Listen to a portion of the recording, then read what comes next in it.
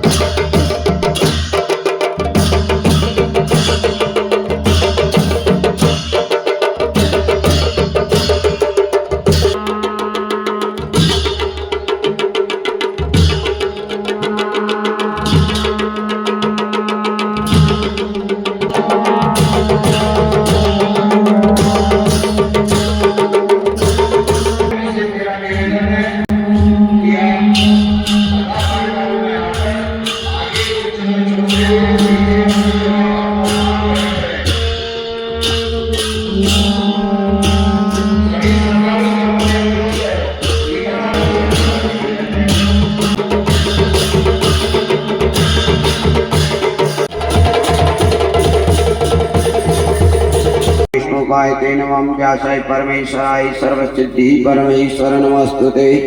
ओम यत्फलं कबलादाने कार्तिकेय यत्फलं कबलादाने कसार समुद्र से तो पुनन्तु मां व्यासस्य पादपांशव ज्ञान ओम नमो भगवते ज्ञानवे व्यासाय नमः ओम पादार्थे पादपर्शानं कृत्वा ततो ओम संकल्प हरि ओम विष्णु विष्णु विष्णु नमः परमात्मने ब्रह्म पुराण प्रतोतमातमर्म्याम जम्मदेवी भरतकन्यारावर्ते पुण्यक्षते मर्दक्षते ब्राह्मण श्रेष्ठवारा कल्पे स्वनामनंते कृते देदातो प्रांते अष्टादशतमे कलियुगे कलियुगस्य कलिकालिकालिकाल प्रतुल्य बोधाता सम्मज्ञानं व्यवर्ते सिद्धार्थ नाम संवत्सरे यज्ञ सूर्य उत्तरायणे हो उत्तरायणे ही वसंत ऋतु मीनार्के चैत्र मासोत्तमे शुक्लपक्षे शुक्लपक्षां पंचम्यां सुपुण्यस्थितो श्री बुद्धवास श्रीवासंतां भारद्वाज गोत्रां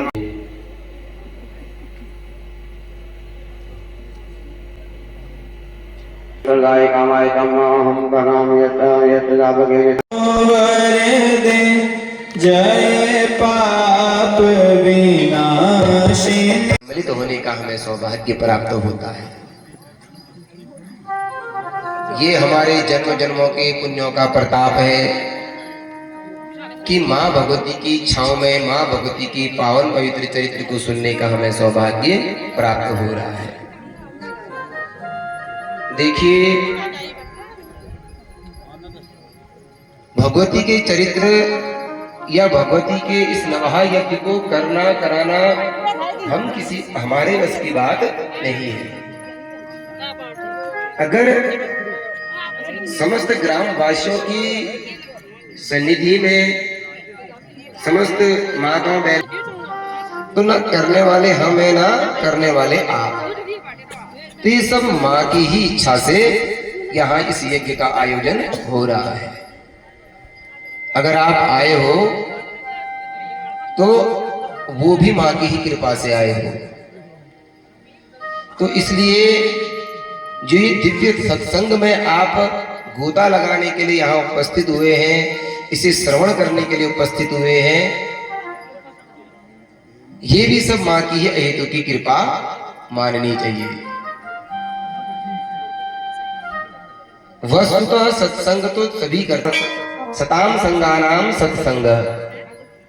या तो आप किसी सत्पुरुष का संग कर लो, तो महाराज हमारे गांव में कहीं सत्पुरुष तो है ही नहीं, तो कहते हैं सतपुराणानाम संग सत्संग। अगर आपको अच्छे व्यक्ति कहीं देखने को नहीं मिलते हैं तो पुराणों का संग कर लो, वो भी सत्संग ही माना जाता है। पुराणों को पढ़ लो। महाराज क्या करें, पुराण तो पढ़ने आते ही नहीं, संस्कृत कभी पढ़े नहीं, तो कहते हैं सत स्थानानाम संग सत्संग। किसी ऐसे स्थान में चले जाओ जहां लोग सत्संगी रहते हैं, और कदाचित आप सत्संग नहीं भी करोगे तो वहां का जैसा आचार व्यवहार आपके जीवन में स्वतः आने लग जाएगा।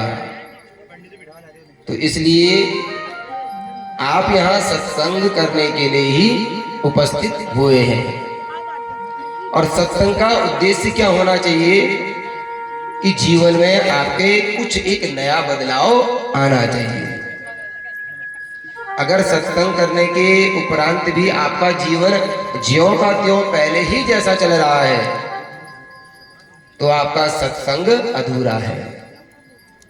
अगर माँ के इस पावन पवित्र चरित्र को सुनने के बाद भी अगर आपने अपने जीवन में एक नया सुधार नहीं लाया तो आपका सत्संग अधूरा है।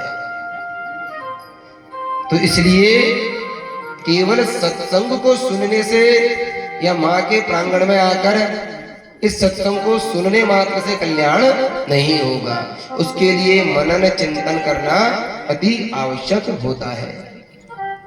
भागवत में कहा गया है, श्रवणम तो कृतम सर्वम न तथा मननम कृतम श्रवणश्रवेदीना फल भेदोत्र संस्थिता। स्कूल तो सभी जाते हैं, लेकिन क्या सभी फर्स्ट डिवीजन पास होते हैं?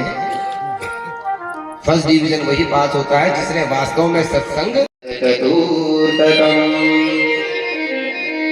शास्त्र कह रहे हैं कि 4 कार्य संध्या के समय में नहीं करने चाहिए।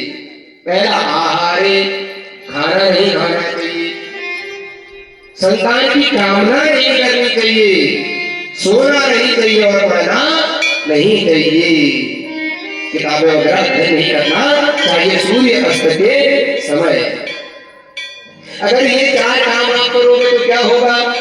आहारे जायते व्याधि गर्भदुष्टमय निद्रायाम हरते लक्ष्मी स्वाध्याय मरण ध्रुवम। अगर आप खाना खाओगे संध्या के समय पे, सूर्य अस्त के समय पे, तो आपके जीवन में रोग आने शुरू हो जाएंगे, अनाप शनाप कष्ट आपके जीवन में आने शुरू हो जाएंगे। आहारे जायते व्याधि। और अगर संतान की कामना संध्या के समय पर करी तो संतान अगर होगी तो गर्भ दुष्टमय खुले, दुष्ट संतान आपकी पैदा होगी। और अगर सो गए तो निद्रायाम हरते लक्ष्मी, आपके घर की लक्ष्मी का धीरे धीरे धन का नाश होता चला जाएगा। और स्वाध्याय मरण ध्रुवम, और संध्या काल में अगर किसी भी प्रकार का अध्ययन करोगे तो मृत्यु कारक पीड़ा आपके जीवन में आ सकती है। इसलिए 4 कार्य कभी नहीं करने चाहिए। जानवरों को देखा आपने संध्या के समय पर चुगाली करते हुए? नहीं। चिड़िया को चहचहाते हुए देखा है? नहीं। सब शांत हो जाते हैं कुछ समय के लिए, और जहां सुबह होता है तो चिड़ियों की चहचहाट देखो और गायों की चुगाली लगना देखो, सब प्रकृति ने अपने आप ही स्वतः का कार्य करने लगते। लेकिन हम क्या करते हैं? जहां शाम हुई वहीं भैया मोमो बर्गर चाउमीन खाने के लिए ठेलों में खड़े हो जाते हैं। होता है कि नहीं होता है ऐसा? चाइनीज परंपरा ने हमारे सनातन संस्कृति का जो मूल संध्या का समय था उसी को पकड़ा, उसी में लोगों को सूप पिलाना शुरू किया। अब सूप भी सूप थोड़े ना, उसमें हड्डियां मिली है, टुकड़े मिले हुए हैं, महाराज बढ़िया बनाना चटपटा। तो इसलिए ये 4 कार्य संध्या में नहीं करने चाहिए। वहीं दूसरी ओर गर्म तारू सोए हैं, सूर्य अस्त नहीं हुआ है। अब ये सोच लिए, हे भगवान, मेरे पतिदेव के सूर्य को अर्घ देने का समय हो रहा है और सूर्य अस्त हो गया तो मेरे पति का आज का नियम भंग हो जाएगा। मुझे अपने पति को जगाना चाहिए। लेकिन फिर शर्त याद आई कि अगर मैं सोया हूं तो जगाना मत, तपस्या कर रहा हूं तो उठाना मत। अब बेचारी संशय में पड़ गई, उठाओ या नहीं। अगर नहीं उठाती हूँ, सूर्य अस्त होता तो मेरे पति का धर्म नष्ट हो जाएगा। और पत्नी का कर्तव्य क्या है कि पति के धर्म को नष्ट होने से बचाए। धर्म पत्नी थी, धर्म पत्नी। पत्नी का मतलब ही क्या है? कहते ना धर्म पत्नी है ये मेरी। तो धर्म पत्नी का मतलब ही क्या है कि अपने पति के धर्म को नष्ट होने से बचाए, इसलिए उसे धर्म पत्नी कहते हैं। ये केवल पत्नियों के साथ लगता है धर्म, पतियों के साथ कभी नहीं लगता। कभी कहा किसी ने कि मेरे धर्म के पति हैं या मेरे वैसे पति हैं? दो पति बताए कभी किसी ने? पतियों के साथ धर्म नहीं जुड़ता, पत्नियों के साथ ही धर्म पत्नी शब्द जुड़ता है। क्यों? क्योंकि देवियां साक्षात धर्म की ही मूर्ति होती है। अब बेचारी संशय में पड़ी, उठाऊं तो निद्रा भंग हो जाएगी, ना उठाऊं तो तपस्या इनकी छूट जाएगी। चलो कोई बात नहीं, मेरा व्रत भंग हो जाए, ये मेरे से रुष्ट हो जाए, कोई बात नहीं, लेकिन अपने पति का धर्म नष्ट नहीं होने दूंगी। ये सोचकर पैरों से झटका के हिला दिया, स्वामी उठो, आपके अर्घ देने का समय हो रहा है, अन्यथा सूर्य अस्त हो जाएगा। क्रोध में आके आके लाल होगी। अच्छा खासा प्रभु का ध्यान कर रहा था, प्रभु के चिंतन में लेटा हुआ था। तुझे क्या लगा मैं सोया हूँ? अरे तू जानती नहीं, मैं जब तक सूर्य को अर्घ न दूं सूर्य अस्त नहीं हो सकता। बताओ कैसे ऋषि होंगे कि जब तक ये उठे नहीं, सूर्य इंतजार करते थे कि अब मुझे अर्घ देने के लिए उठेगा फिर मैं अस्त होऊंगा। ऐसा तब हमारे ऋषियों का, ऐसा तब हमारे संतों का। कहते देवी तुमने अपनी शर्त तोड़ी है, इसलिए जाओ, आज से मैं इस घर का और तुम्हारा त्याग कर रहा हूँ। और छोड़ के चले गए और भजन करते हुए अंत में भगवान के परम पद को प्राप्त कर गए। बोल भक्तवत्सल भगवान की जय, बोल सच्चे दरबार की जय। अब बेचारी घर में अकेले, बेटे का नाम हुआ आस्तिक। ये वही आस्तिक है सर्पों की जाति को बचाया। बोले क्यों? क्योंकि इनकी माँ सर्पों की बेटी है, तो सर्प आस्तिक के क्या हुए? मामा। तो मामा लोग के प्रति दया को थोड़ा बहुत बच्चे